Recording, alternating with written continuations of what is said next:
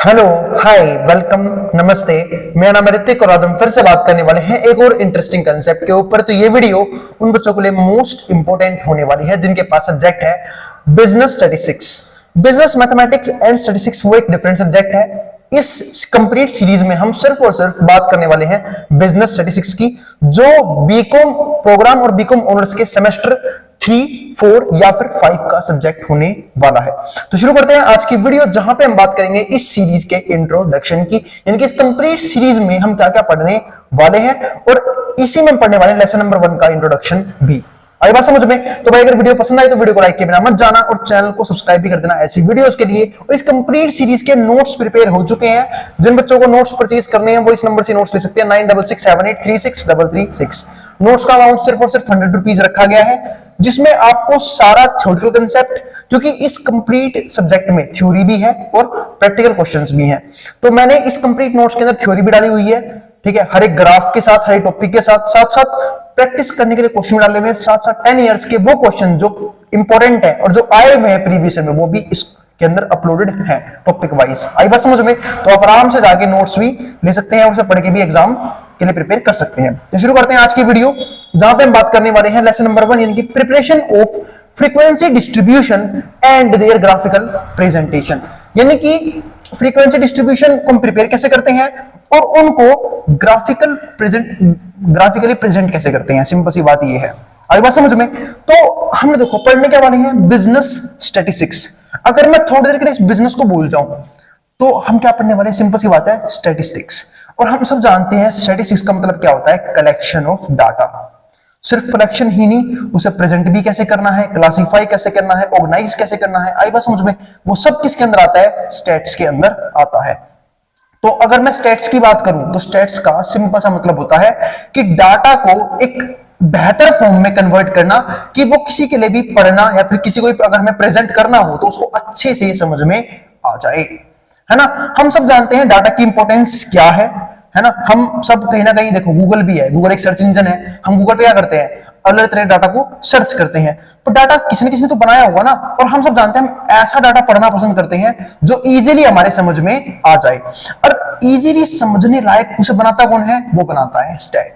यानी कि स्टैट, मैं बोलता हूं, ऐसी टेक्निक है जिसके जरिए हम किसी भी डाटा को एक ऐसे फॉर्म में कन्वर्ट कर देते हैं जो पढ़ने में क्या हो, हमारे लिए काफी ज्यादा इजी हो जाए। अगर बात समझ में? क्योंकि अगर पढ़ने में इजी नहीं होगा तो कोई भी उसे पढ़ना पसंद नहीं करेगा। अब बात कहते हैं कि भैया डाटा की इंपॉर्टेंस क्या है। भाई डाटा की इंपॉर्टेंस इस चीज में है कि अगर हमें पता करना हो कहीं पे भी क्या चीज हो रही है, जैसे मान लो अगर मुझे पता करना हो कि इंडिया की पर कैपिटा इनकम कितनी है, इंडिया की पॉपुलेशन किस लेवल से बढ़ रही है, तो उन सब चीज को हम पता किससे कर सकते हैं? डाटा से पता कर सकते हैं। सब जानते हैं कि जनगणना एक चीज होती है, जनगणना किसको बोलते हैं? हम बोलते हैं सेंसस को। देखो सिंपल सी बात है, सेंसस का मतलब क्या होता है कि जब हम लोगों की काउंटिंग करते हैं कि एक कंट्री में कितने लोग रह रहे हैं, जो हमारे इंडिया में हर 10 साल में एक बार होता है, जिसको हम क्या बोलते हैं? सेंसस, है ना। और ऐसे ही अलग अलग तरह के डाटा कलेक्ट किए जाते हैं, किसके द्वारा? गवर्नमेंट के द्वारा। अब डाटा को ना कलेक्ट करने के भी 2 तरीके होते हैं, ये ध्यान रखना। अब मैं कुछ चीजों को थ्योरी को बताता हुआ चलूंगा जो मैंने यहाँ पे नहीं लिखी हुई है। ठीक है, कलेक्शन ऑफ डाटा है ना, हमेशा 2 तरीके से होती है। कलेक्शन 2 तरीके से, एक तो होती है प्राइमरी और एक होती है सेकेंडरी। प्राइमरी डाटा का मतलब क्या होता है कि ऐसा डाटा जिसकी मुझे रिक्वायरमेंट है और मैं उसे खुद जाके कलेक्ट करूं, उसमें क्या बोल देते हैं? Primary data. जैसे मान लो मुझे किसी एक सोसाइटी के अंदर लोगों की लेवल ऑफ इनकम पता करनी है, या फिर चिल्ड्रन का एजुकेशन बैकग्राउंड पता करना है, या फिर कितने पढ़े लिखे लोग रहते हैं, यानी कि लिटरेसी रेट क्या है ये पता करना है, तो मैं खुद गया उस सोसाइटी के अंदर और मैंने खुद वो डाटा कलेक्ट कर लिया, तो उसको हम क्या बोलते हैं? Primary collection of data. लेकिन एक बात का ध्यान रखना, वो तो हो गया प्राइमरी कलेक्शन। अब बात में सेकेंडरी कलेक्शन का मतलब क्या है? सपोज करो उस सोसाइटी के अंदर कुछ लोग रहते हैं, है ना, और उन्होंने डाटा खुद ब खुद क्या कर रखा है? कलेक्ट कर रखा है। मतलब एक सोसाइटी में कुछ लोग रहते हैं, उन्होंने डाटा ऑलरेडी कलेक्ट कर रखा है, हम वहां पे गए, वहां से डाटा उठा लिया। यानी कि जब हम किसी भी तरह का डाटा खुद कलेक्ट करते हैं तो उसमें क्या बोलते हैं? Primary collection of data. लेकिन अगर डाटा ऑलरेडी कलेक्टेड है किसी ऑर्गेनाइजेशन के जरिए, कुछ लोगों ने कलेक्ट कर रखा है, गवर्नमेंट ने कलेक्ट कर रखा है और हमने उसे कहीं से उठा लिया, तो उसे क्या बोलते हैं? Secondary data.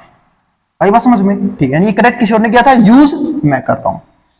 तो ये तो हो गई कलेक्शन की बात।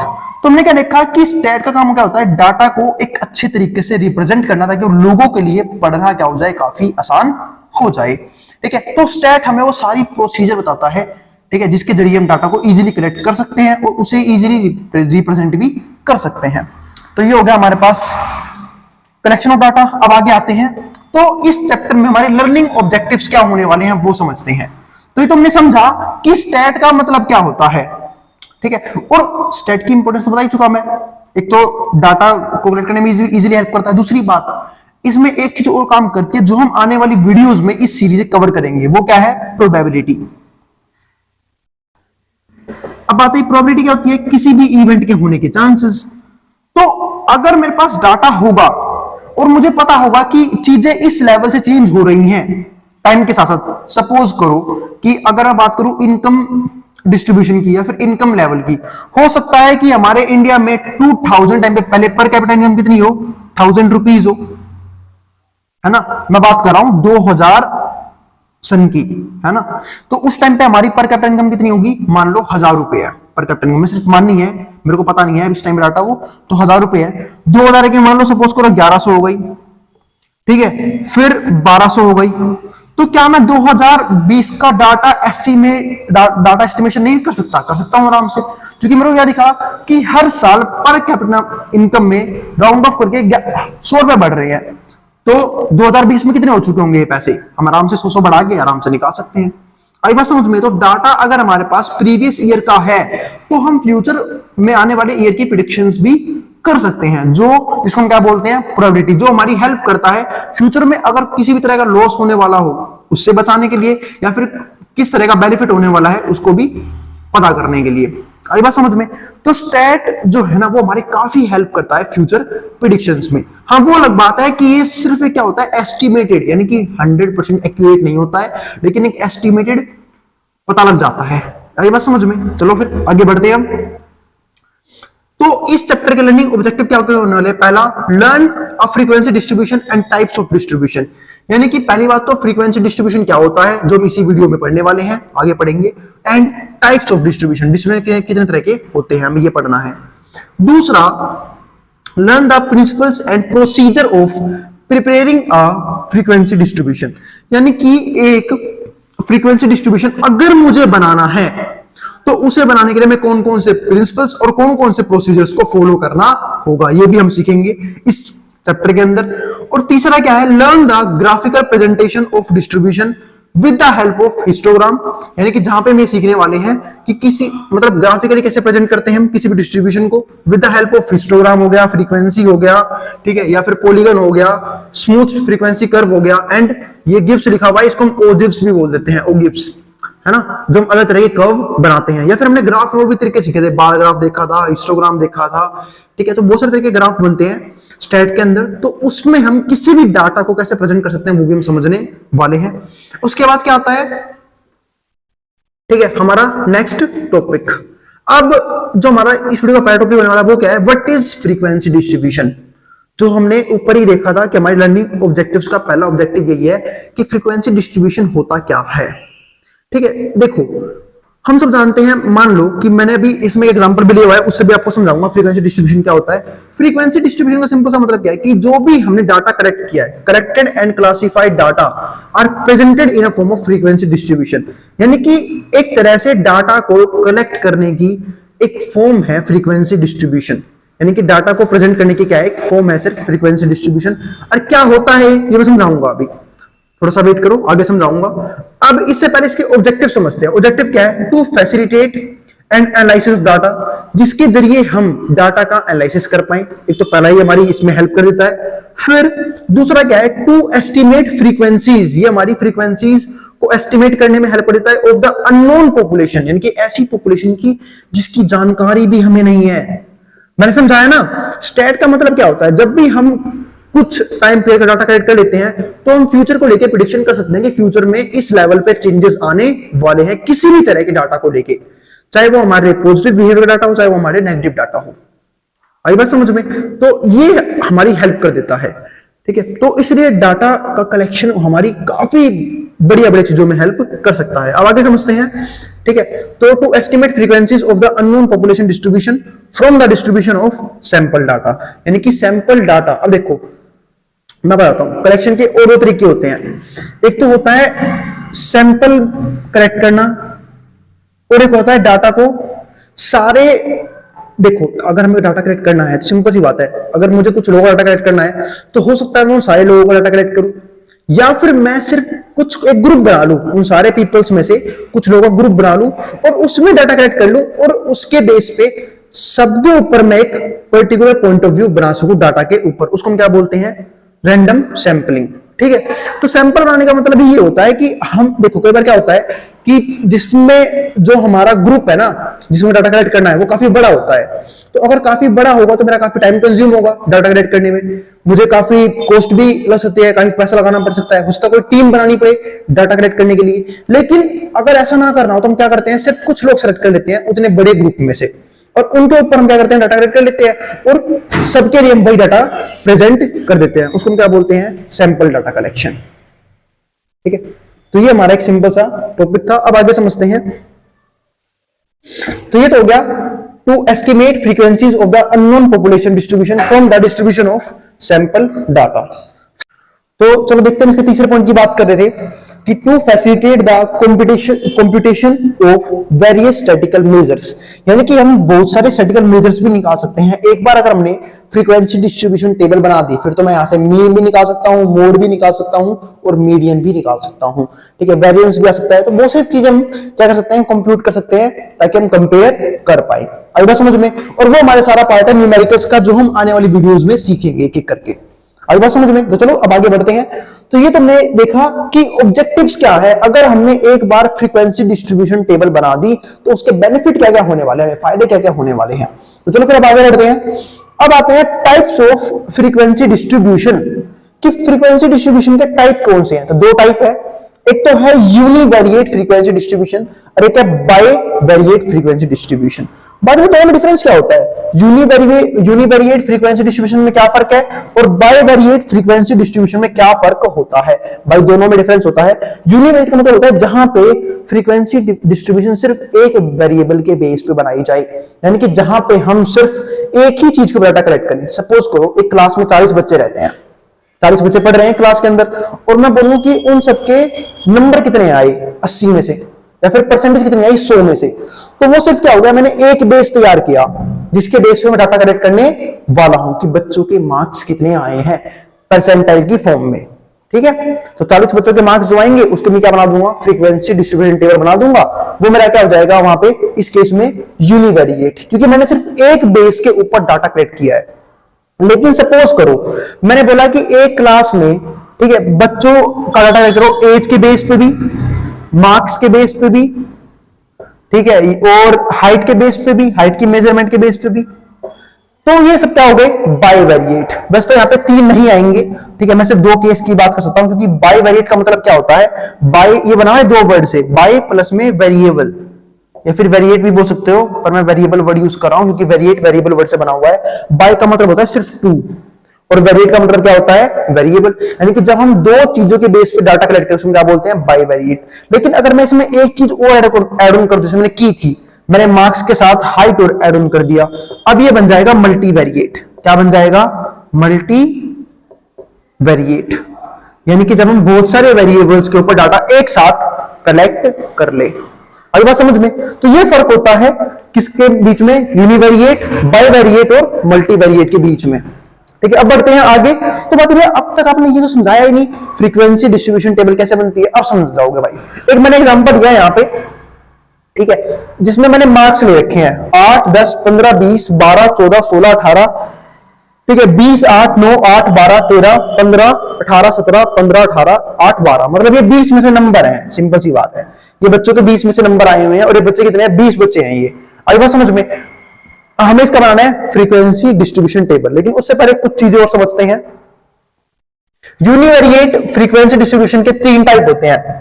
पहला, सीरीज ऑफ इंडिविजुअल ऑब्जर्वेशन, जैसे ये हो गई सीरीज ऑफ इंडिविजुअल ऑब्जर्वेशन, जहां पे एक ही ऑब्जर्वेशन के बेस पे, ठीक है, मैं क्या कर दूं, एक सीरीज बना दूं। फिर आता है डिस्क्रीट फ्रीक्वेंसी डिस्ट्रीब्यूशन और फिर आता है कंटिन्यूअस फ्रीक्वेंसी डिस्ट्रीब्यूशन। हम इस क्वेश्चन के से तीनों की बात करने वाले हैं, तो तीनों की बात करना शुरू करते हैं। उससे पहले मैं ये मिटा देता हूं कि कलेक्शन किस बेस पे होता है, ये मैंने मिटा दिया। तो अगर मुझे यहां से सिर्फ ये बनाना है सीरीज ऑफ इंडिविजुअल ऑब्जर्वेशन, फिलहाल तो ये भी ठीक है, लेकिन इस केस में ना इसको अरेंज कर देंगे या तो असेंडिंग ऑर्डर में या डिसेंडिंग ऑर्डर में।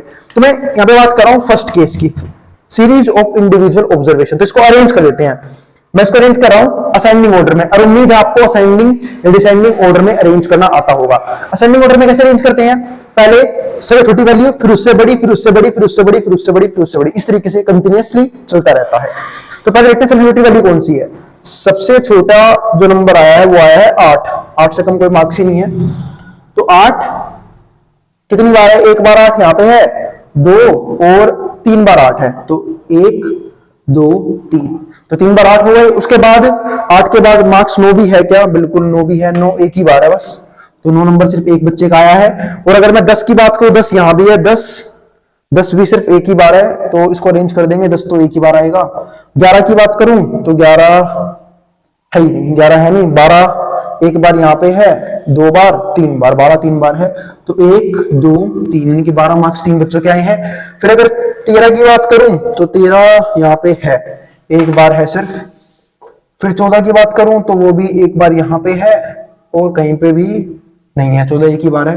15 की बात करूं तो 15 एक बार यहां पे है, 1 2 2 3, 15 3 बार है, 1 2 और 3, 15 3 बार है। फिर 16 की बात करूं तो 16 है क्या यहाँ पे, 16 है, बिल्कुल है, एक ही बार है। 17 है, एक वहां पे है, पीछे कहीं पे भी नहीं है। 18 एक यहाँ पे है और पीछे कहीं पे भी नहीं है। और 19 किसी के आए ही नहीं है मेरे हिसाब से, 19 नहीं आए किसी के भी। और बात रहेगी 20 मार्क्स, 20 में से 20 किसके आए हुए हैं, 1 2 बच्चे हैं ऐसे।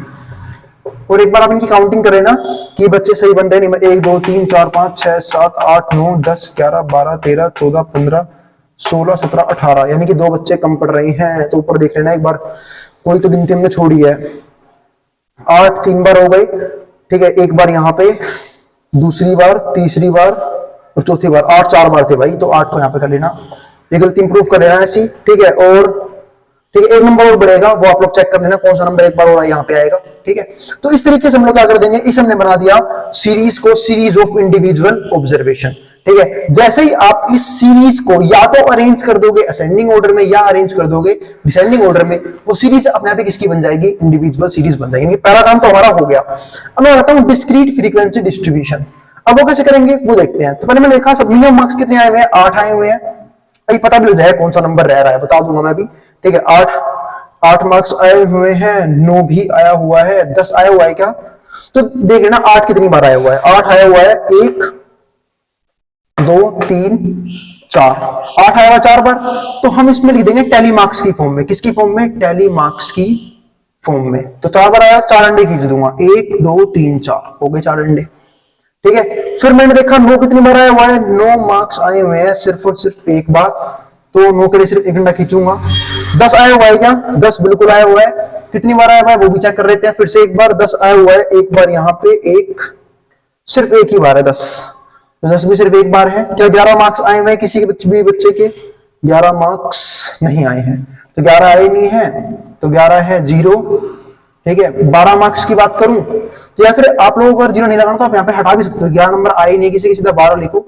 और 12 कितनी बार आए हैं वो भी चेक कर लेते हैं। 12 मार्क्स आए हैं यहाँ पे, कितनी बार आए हुए हैं, 1, ठीक है, फिर 2 और 3, 12 मार्क्स आए हैं 3 बच्चों के, तो 1 2 3 और 13 आए हुए हैं क्या, 13 आया हुआ है सिर्फ और सिर्फ एक बार, तो 13 मार्क्स एक बार। क्या 14 आया हुआ है, बिल्कुल 14 भी है, तो 14 मार्क्स को लगा के टेली मार्क्स खींच देना बस, इसको वो टेली मार्क्स बोलते हैं। 14 यहाँ पे आए हुए हैं, एक बच्चा यहाँ पे और एक ही बच्चा है सिर्फ 14 के लिए भी। 15 की बात करूं तो 15 देख लेते हैं। 15 यहाँ पे है, एक हीरा, 1 2 और फिर 3, 15 है 3 बच्चों के, तो 1 2 3। 16 की बात करें तो 16 है, एक यहाँ पे और कहीं पे भी 16 नजर नहीं आ रहा है, यानी कि 16 नहीं है, 16 एक ही बार है। 17 की बात करें, 17 शायद किसी का है, 17 है क्या, 17 17 17 17 17 एक है सिर्फ, 18 की बात कर लें तो 18 एक बार, एक ही बार 18 भी, ठीक है। 18 मार्क्स भी सिर्फ एक ही बार है, तो 18 हमारा हो गया एक बार। 19 शायद है ही नहीं एक बार भी, 19 नहीं है किसी के भी, 19 को छोड़ो। और 20 देखते हैं, 20 कितने बच्चों के हैं? 20 है, 2 बच्चों के ना, 1 2, बस 2 बच्चों के 20 मार्क्स हैं, ठीक है। तो ये क्या पूरा हो गया? और 2 यहाँ पे लिख मत देना, यहाँ पे लिख देना टैली मार्क्स की फॉर्म में। तो 4 और 1 5, 6 6 और 3 9, 10 10 और 1 11, 11 और 3 कितने हो गए? 14 14 15 16 17 18 19, 19 ही नंबर थे क्या? 1 2 3 4 5 6 7 8 9 10 11 12 13 14 15 16 17 18 19 20। यहाँ पे तो मिल गई गलती भाई, 18 2 बार है, 18 एक बार यहाँ पे भी है, 18 एक बार यहाँ पे भी है, तो 18 2 बार आएगा। यहाँ पे 18 एक और ऐड हो जाएगा, तो और 18 यहाँ पे क्या हो जाएगा? 2 बार। अब यहाँ पे 20 बंदे हो गए। अब इसी को क्या बोलते हैं? Frequency distribution table. अगर मैं यहाँ से फ्रीक्वेंसी बनाना चाहूं तो मैं यहाँ से फ्रीक्वेंसी भी बना सकता हूं। वो कैसे? ठीक है, तो आप लोग को थोड़ा सा दिक्कत होगी ढूंढने में कि कौन सा कितनी बार है, पर ध्यान से कर लेना, ठीक है। तो देखो यहाँ पे फ्रीक्वेंसी हो गई 8 है 4 बार, 9 है 1 बार, 10 है 1 बार, 12 है 3 बार, 13 है 1 बार, 14 है 1 बार, 15 है 3 बार, 16 है 1 बार, 17 है 1 बार, 18 है 2 बार और 20 है 2 बार। तो ये बन गया हमारा कंप्लीट वो वाला केस जो बनाना था कि फ्रीक्वेंसी डिस्ट्रीब्यूशन टेबल होती क्या है। ये हमने बना ली पूरी की पूरी फ्रीक्वेंसी डिस्ट्रीब्यूशन टेबल। अब इसमें एक बात का ध्यान और रखना, मैं वो बताता हूं एक और एग्जांपल लेके। सपोज करो अगर हमारा 8 जो है वो 5 बार होता, अगर मैं एक बार और 8 ऐड कर दूं ऊपर वाली टेबल में, तो अब इसमें ये नहीं तुम 5 मिनट खींच दोगे, अगर इतना है तो एक बार क्या कर दोगे? क्रॉस कर दोगे इसे। आई बात समझ में? तो इस बात का ध्यान रखना कि अगर हमारे पास टैली मार्क्स में ये होता है, ये 4 से बढ़ के 5 होता है, एक बार इसे क्रॉस कर देंगे, ठीक है। फिर अगले बार डंडे खींचने हम क्या कर देंगे? शुरू करेंगे। तो ये हमारा क्या होता है? इसका रूल होता है, ठीक है। और डंडा यूं मत खींच देना, वो गलती होगी। 1 2 3 4 ये यूं होगा, ठीक है, बस। तो ये हमारा होता है 5 का रूल। और अगर मान लो एक बार और होता है, यानी कि 8 अगर 6 बार होता तो मैं एक 8 और लगाता यहाँ पे, और यहाँ पे क्या देता? एक डंडा और खींच देता। तो हर एक 4 के बाद 5th के लिए हम उसको क्रॉस मार देंगे। आई बात समझ में? तो ये हमेशा किसको डिपेंड करता है? 5 नंबर को। तो ध्यान रखना इस बात का, ठीक है। तो फिलहाल मैंने 8 को 6 बार कर दिया है, नीचे भी 2 बार और बढ़ा देते हैं। तो ये था हमारा कंप्लीट फ्रीक्वेंसी डिस्ट्रीब्यूशन टेबल। उम्मीद है समझ में आ गया होगा। जिसको जो उतारना उतार लेना, मैं इसे मिटाने वाला हूं। अब मैं समझा रहा हूं कंटिन्यूअस क्या होता है, यानी कि अगर बात करूं इसके तीसरे पार्ट की, कंटिन्यूअस फ्रीक्वेंसी डिस्ट्रीब्यूशन क्या होता है। यहां पे हम इसे बांट लेते हैं क्लास इंटरवल की फॉर्म में। तो पहले मैं इसे मिटा देता हूं। तो मैंने इसे मिटाया, ठीक है। वापिस टेबल को सिंपल कर लेते हैं। मैंने 2 बार 8 ऐड किए थे, 2 बार 8 को माइनस कर रहा हूं। अब हम इसे बना रहे हैं किसकी फॉर्म में? क्लास इंटरवल की फॉर्म में। तो क्लास इंटरवल की फॉर्म में अगर बात करूं तो मैंने देखा मिनिमम मार्क्स है 8, जो है 5 और 10 की फॉर्म में, तो 5 से 10 के बीच में। तो मैंने ऐसे कर लिया, क्लास इंटरवल एक तरफ और फ्रीक्वेंसी एक तरफ, तो 20 तक नंबर है। अब 0 से 5 तो किसी के नंबर है ही नहीं, तो वैसे बना लेता हूं टेबल कि 5 से 10 के बीच में मार्क्स किन किन बच्चों के आए, 10 से 15 के बीच में किन किन के आए, 15 से 20 के बीच में किन किन के आए। और देखो 5 से 10 के बीच में कितने नंबर आए हैं। तो एक बात और ध्यान रखना, इसको देखो, बात भैया 10 तो यहां भी है, 10 यहां भी है। अगर मान लो किसी बच्चे के 10 मार्क्स आए होंगे तो वो यहां पे आएगा या यहां पे आएगा? तो वो यहां पे आएगा, ध्यान रखना, ठीक है। ऐसा क्यों होता है? तो थोड़ी देर रुक जाओ, फिर मैं आप लोगों को बता दूंगा कि यहाँ पे क्या दिक्कत होती है कि 10 यहाँ पे नहीं लिया जाता, यहाँ पे लिया जाता है। यहाँ पे हमेशा 10 से वैल्यू कम लेंगे, एग्जैक्ट अगर 10 आ गया तो वो यहीं पे लिया जाएगा, ठीक है। ऐसे केस में 15 यहाँ पे 15 यहाँ भी है, और अगर एग्जैक्ट 15 नंबर आए हैं तो 15 नंबर यहाँ पे काउंट किए जाएंगे, यहाँ पे काउंट नहीं किए जाएंगे। और 5 और 10 के बीच में तो 8 आ रहा है 4 बार, 9 और फिर 10 तो लेंगे नहीं, तो 5 बच्चे हैं यहाँ पे, तो यहाँ पे फ्रीक्वेंसी कितनी हो गई? 5 बच्चों की। अब 10 से 15 के बीच में, तो 10 से 15 के बीच में क्या क्या जाएगा? 10 से 15 के बीच में आएगा भाई 10 भी खुद आ जाएगा, 12 3 बार आ चुका है, 13 14 और 15 भी 3 बार है, पर 15 लेंगे नहीं, 15 नेक्स्ट में लिया जाएगा। तो 1 2 3 4 5 6 बच्चे हैं ऐसे, तो यहाँ पे क्या आ जाएगा? 6। आई बात समझ में? और आप 15 से 20 देख लेते हैं, तो 15 20 में 3 बार 15, 1 बार 16, तो ये तो हो गई 4 और फिर 5 6 7 8 1 मिनट और। अब ये 20 यहाँ पे नहीं लिया जाएगा। अब यहाँ पे मैंने एक टेबल बनानी पड़ेगी, वो बनेगी 20 से 25 के बीच में, ठीक है, क्योंकि 20 आएगा इस वाले उसमें। तो सिंपल सी बात है, कितने नंबर आए, 1 2 3 4 5 6 7, 7 नंबर इसमें आ गए। और जो 20 है 2 बार, वो किसमें चला जाएगा, इसमें। क्या होगा पूरे 6 और 5 11, 11 और 7 18, 18 और 2 20। तो ये हो गया हमारा कंटिन्यूअस सीरीज। तो हमने क्या देखा कि अगर हमारे पास सिर्फ उसने इतना बोला हुआ है कि हमें बनाना है सीरीज ऑफ इंडिविजुअल ऑब्जर्वेशन, तो हमारे पास जो भी ऑब्जर्वेशन के नंबर होंगे हम या तो उसे असेंडिंग या डिसेंडिंग में अरेंज कर देंगे। लेकिन अगर वो हमें यूं बोल रहा है कि हमें बनाना है डिस्क्रीट फ्रीक्वेंसी डिस्ट्रीब्यूशन, तो हम फ्रीक्वेंसी भी लिखेंगे और टेली मार्क्स की फॉर्म में फ्रीक्वेंसी को लिख देंगे। और थर्ड में आता है कंटीन्यूअस फ्रीक्वेंसी डिस्ट्रीब्यूशन, वो ये रे। अब सुनो, जो कंटीन्यूअस फ्रीक्वेंसी डिस्ट्रीब्यूशन उसके दो टाइप होते हैं। एक तो होता है, ध्यान रखना, एक होता है एक्सक्लूसिव और एक होता है इंक्लूसिव। ठीक है, तो एक्सक्लूसिव और इंक्लूसिव दो सीरीज होती हैं। अब दो टाइप ऐसे होती हैं। अब आगे ये कौन सा टाइप है, तो इसको हम बोलते हैं एक्सक्लूसिव। एक्सक्लूसिव क्यों बोलते हैं, सुनो, एक्सक्लूसिव इसलिए बोलते हैं क्योंकि यहां पे जो ये 10 है ना, ठीक है, इसको हम इंक्लूड नहीं करते हैं। यहां पे अगर ये 10 है तो हम इसको इंक्लूड नहीं करेंगे। आई बात समझ में? तो क्योंकि 10 यहां पे नहीं आएगा, 10 कहां पे आएगा, यहां पे आएगा। ऐसे ही 15 को देखा तो 15 भी यहां पे क्या है, एक्सक्लूसिव है, क्योंकि 15 यहां पे इंक्लूड नहीं हो रहा है, यहां पे इंक्लूड हो रहा है। ऐसे ही 20 यहां पे इंक्लूड हो रहा है, यहां पे इंक्लूड हो रहा है। लेकिन अगर मैं सोचो इसी को सिर्फ कन्वर्ट कर दूं ऐसे, कैसे, मैं इसको लिखूं 5 से 9, ठीक है, फिर से क्या लिखूं, ठीक है, 10 से 14, फिर लिखूं 15 से 19, और फिर लिखूं 20 से 25, ठीक है, फिर 20 से 24। ये लिख दिया मैंने इसे। आई बात समझ में? अब ये सीरीज जो हमारी बन गई ना, इसको हम क्या बोलते हैं, इंक्लूसिव। अब यहाँ पे 5 भी इंक्लूड होगा और 9 भी इंक्लूड होगा। क्यों? क्योंकि अब वो दिक्कत नहीं है। अब बातें में फर्क कैसे बना भैया, सुनो, जब भी, अब यहाँ पे पहले मैं समझाता हूं, इसको बोलते हैं लोअर क्लास इंटरवल। जो यहाँ पे लोअर वैल्यूज होते हैं इसको बोलते हैं लोअर क्लास इंटरवल, और जो ये इसको बोलते हैं अपर क्लास इंटरवल।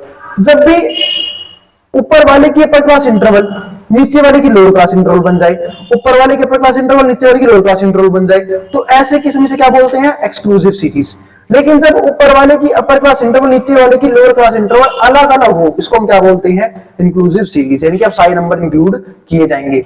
अब 5 से 9 के बीच में जो भी नंबर आएंगे वो यहाँ पे आएंगे, 10 से 14 में जो भी आएंगे वो यहाँ पे आएंगे, 15 से 19 यहाँ पे आएंगे, 20 से 24 यहाँ पे आएंगे। आई बात समझ में? ये अब इसको जब हम आगे और क्वेश्चन पढ़ेंगे ना, मीन निकालना समझेंगे, मीन, मोड, मीडियन, तो मैं वहां पे आपको इसका कन्वर्जन भी सिखाऊंगा। आई बात समझ में? अभी डरने की जरूरत नहीं है। अभी सिर्फ इतना समझ लो कि कंटीन्यूअस फ्रीक्वेंसी डिस्ट्रीब्यूशन, ठीक है, दो टाइप की होती है, एक्सक्लूसिव और इंक्लूसिव। ठीक है, तो ये हमारा था फर्स्ट चैप्टर का इंट्रोडक्शन। उम्मीद है आपको किसी भी तरीके की वीडियो में किसी भी प्रकार की कोई भी दिक्कत नहीं बची है। फिर भी कोई भी डाउट रह जाए, आप नीचे कमेंट बॉक्स में कमेंट कर देना, मैं पूरी तरीके से उस डाउट को रिजोल्व करने की कोशिश करूंगा। आई बात समझ में? और भाई कैलकुलेशन थोड़ा ध्यान से करना, किसी भी तरीके कोई भी गलती ना हो जाए, कोई भी चीज छूट ना जाए। ठीक है, जिसको जो उतारना है वो उतार सकता है मैट्रॉन बोर्ड के सामने से। ठीक है, मिलते हैं अगली वीडियो में। और भाई अगर वीडियो पसंद आई हो तो वीडियो को लाइक करना मत जाना और चैनल को सब्सक्राइब भी कर देना। दूसरी बात भाई, मेरे चैनल के डिस्क्रिप्शन में, फिर वीडियो के डिस्क्रिप्शन में आपको मेरा टेलीग्राम का लिंक भी मिल जाएगा, ठीक है, फेसबुक पेज का लिंक भी मिल जाएगा, और साथ साथ व्हाट्सएप नंबर तो आपके पास है ही मेरा। किसी पर क्वेरी हो तो आप इसे भेज सकते हैं। दूसरी बात, नोट्स परचेज करने के लिए भी ये वाला नंबर यूज कर सकते हैं। ठीक है, पर बस कॉल मत करना इस नंबर पे, क्योंकि मैं इस नंबर पे अवेलेबल नहीं रहता हूं। ठीक है, और बाकी लिंक्स आपको मेरे कहां मिल जाएंगे, डिस्क्रिप्शन में मिल जाएंगे, जिसमें मैं टाइम ऑन टाइम जो भी चीजें जरूरी होती हैं उसके लिए अपडेट डालता रहता हूं। अब जिसको जो उतारना उतार सकता है मैट्रॉन बोर्ड के सामने से।